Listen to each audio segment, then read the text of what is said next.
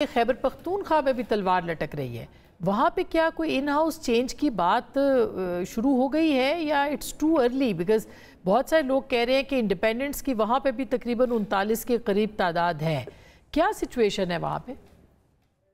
یہ دیکھیں، یہ باتیں ہم نے بہت سنی ہیں اور پچھلے 2-3 مہینوں میں یہ بہت سنی ہیں، اور جب سے وہ آپ کو یاد ہوگا کہ وہ شکیل خان کا سلسلہ شروع ہوا تو اس وقت سے یہ باتیں چل رہی ہیں، لیکن ابھی تک کہیں سے یہ بات سامنے نہیں آئی کہ اگر ایسے لوگ ہیں تو ان کو لیڈ کون کرے گا۔ اور پارٹی کی جو اس وقت صورتحال ہے، جو کہ میں نے آپ کو پہلے بھی بتایا کہ پارٹی کے جو ناراض لوگ بھی تھے وہ بھی اس وقت خاموش ہو چکے ہیں۔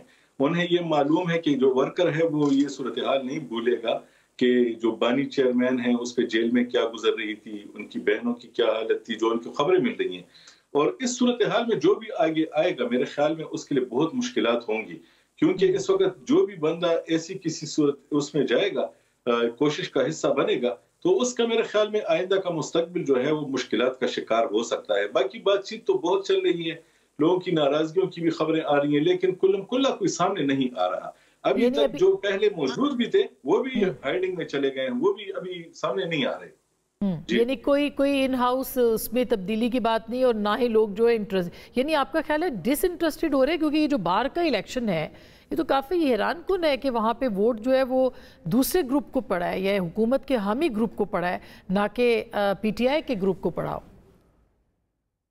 دیکھیں، یہاں پہ میں نے جیسے آپ کو بتایا نا، یہ جو 2-3 بار پی ٹی آئی نے کوشش کی کہ وہ لاہور چلے گئے، اسلام آباد چلے گئے، پھر واپس آ گئے، پھر چلے گئے، پھر واپس آ گئے، اس میں جو ہے وہ ابھی تک یہاں پہ صورتحال کو اس نے تھوڑا سا شیٹر کیا ہے۔ لوگ جو ہیں وہ ان کا اعتماد جو ہے وہ متزلزل ہوا ہے، اور وہ جو لوگ تھے جو کہ انٹیکٹ تھے پارٹی کے ساتھ مختلف جگہوں پہ، آپ دیکھیں کہ جو آپ کی قانونی برادری ہے اس میں بھی جو ان کا حصہ تھا، تو اس میں بھی میرے خیال میں اتنا جوش و خروش باقی نہیں رہا۔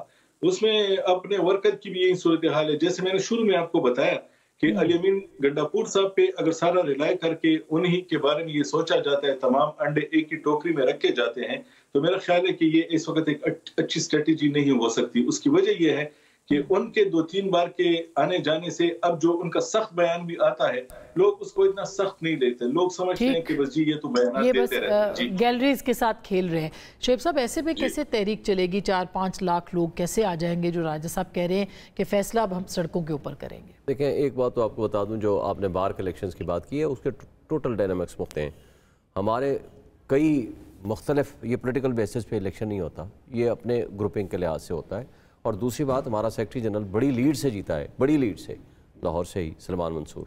اور جو پریزیڈنٹ کا ووٹ ہے وہ ایک جو پریزائڈنگ آفیسر بیٹھا ہوا تھا اس کی کرسی کے نیچے سے 26 ووٹ نکلے ہیں، 76 ووٹ ایک اور جگہ سے نکلے ہیں۔ یعنی جو جیتا ہے وہ صحیح جیتا ہے، جو پریزیڈنٹ کے الیکشن ہے اس میں دھاندلی ہوئی ہے، جو جنرل سیکرٹری کا اس میں دھاندلی نہیں ہوئی۔ بتا رہا ہوں، اچھا یہ بھی آپ کے سامنے، یہ ابھی لیٹسٹ خبر ہے، وہ نیچے سے اس کی کرسی کے نیچے سے نکلے ہیں، ری کاؤنٹنگ کا کہہ دیا گیا ہے۔ لیکن بات یہ نہیں ہے، بات یہ ہے کہ اگر سپریم کورٹ باہر کے الیکشن میں بھی ہم اس طرح کے فراڈولنٹ قسم کی حرکتیں ہوں، یہ تو آپ کہہ رہے ہیں نا، ابھی تو یہ فیصلہ نہیں ہوا نا سر، ابھی تو ری کاؤنٹنگ تو ہو رہی ہے نا۔ اب اس ری کاؤنٹنگ کی وجہ کیا ہے؟ وہاں سے وہ ووٹ کا نکلنا ہے، کسی کی جیب سے نکل رہے ہیں، کسی کی کرسی کے نیچے۔ کوئی چیز تو مانے، یعنی جہاں آپ جیتے وہاں ٹھیک ہے، جہاں آپ ہارے وہاں پہ فراڈ ہوا ہے۔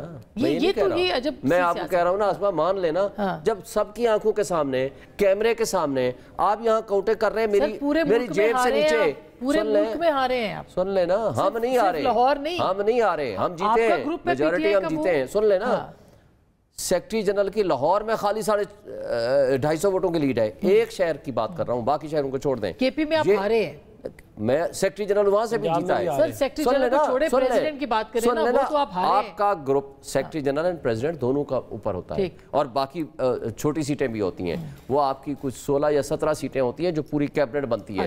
لیکن اس کا یہ مطلب میں کہہ رہا ہوں، نہ اس کا تعلق پی ٹی آئی سے ہوتا ہے نہ کسی اور سے ہوتا ہے۔ حامد خان صاحب کا گروپ ہے، ہمیشہ سے رہا ہے، وہ پی ٹی آئی کا ہی گروپ کہلایا جاتا ہے۔ اس میں مبارکباد دی ہے عمران خان نے، مبارکباد دی ہے، آپ صحیح کہہ رہے ہیں، آپ کے حد تک آپ خود بار کے رہے ہیں۔ سن لیں، مبارکباد دی، ہم ان کو سپورٹ کرنے کا مطلب یہ نہیں ہے کہ وہ پی ٹی آئی کے ہو گئے، یہ ایک بات ذہن میں رکھیں۔ ٹھیک بات ہے، وہ سب کے ہوتے ہیں، مگر ان کو سپورٹ لہٰذا وہ پولیٹیکل بیسڈ نہیں ہوتا، یہ ایک پروفیشنل گروپوں کی بہرحال یہ بڑی سکسیس ہے، سندھ سے جیتے ہیں۔ دوسری بات آپ کو بتا دوں جو آپ کا سوال ہے، سندھ سے جیتے ہیں، بلوچستان سے جیتے ہیں، بہت ساری منیر کاکڑ صاحب۔ اچھا میں اس سے آگے جاتا ہوں، ٹائم ختم ہو گیا۔ جو آپ نے کہا نا کہ ہم بندے لائیں گے، دیکھیں 8 فروری سے پہلے آپ کے پروگرام میں، سارے پروگرام میں یہ ہوتا تھا ان کے پاس تو کینڈیڈیٹ ہی نہیں ہونے، کیا ہوا رزلٹ؟ پبلک نکلی، انہوں نے وہ انقلاب لے کر آئے، تو لہٰذا جب انقلاب لاتے ہیں مجھے بتائیں ڈی چوک پہ جس طرح لوگ نکل کے آئے، مارے کھائیں